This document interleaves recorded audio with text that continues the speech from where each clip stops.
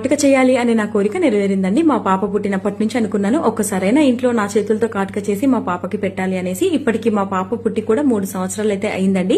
3 సంవత్సరాలకైతే ఇప్పుడు నాకు టైం అయితే కుదిరిందనమాట.